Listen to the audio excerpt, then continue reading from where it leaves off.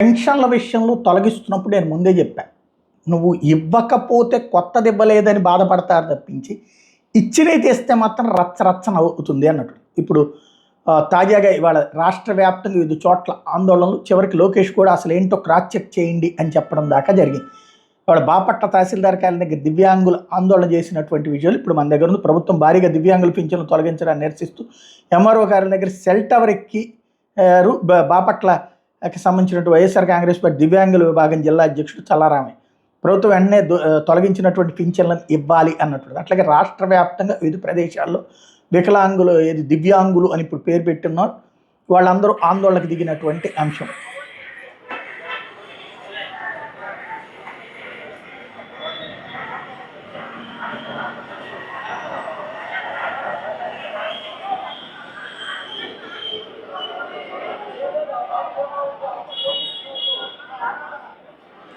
దివ్యాంగులకి పింఛన్లు ఇమ్మీడియట్గా ఎవరి అయితే తొలగించిన పింఛన్లు దాదాపు 4 లక్షల పింఛన్లు తొలగించారు. అందులో దివ్యాంగులే 1 lakh ఉన్నారు. ఈ విషయాన్ని ప్రస్తావిస్తోంది పార్టీ.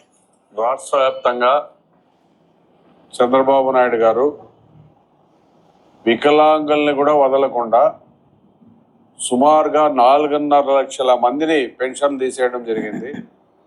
ఇది చాలా దురదృష్టకరమైన సంఘటన. నిన్ననే పెన్షన్ రాదని ఒక ఆమె చనిపోవడం కూడా జరిగింది. నిన్ననే పేదవాళ్ళు ఏదో ఒక నెల కింద పెన్షన్ వస్తే మన జీవనాన్ని ఏదో రకంగా నడుపుకోవచ్చు అనే ఆలోచనలో వాళ్ళు ఉంటే,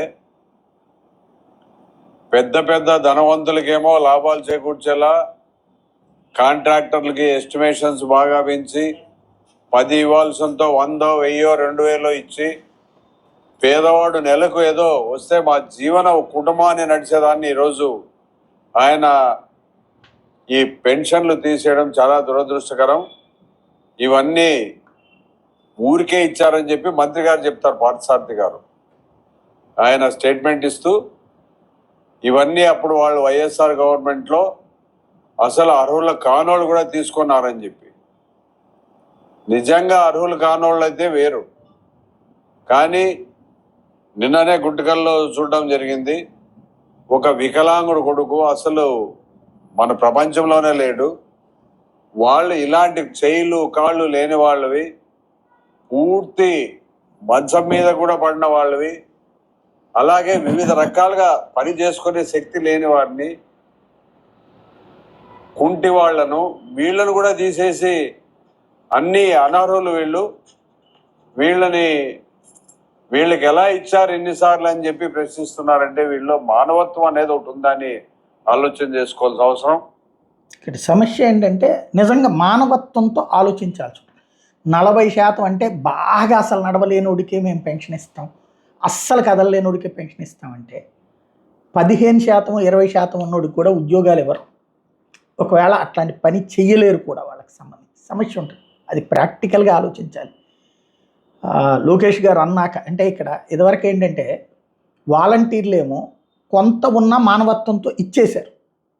సరే, ఇచ్చినందుకు గాను అటు వాలంటీర్ల కారణంగా వైసీపీ ఓడింది. ఆ ధైర్యంతో తీసేస్తే ఓట్లేస్తారని ఏమైనా భావిస్తున్నారా? ఆలోచించుకోవాల్సి.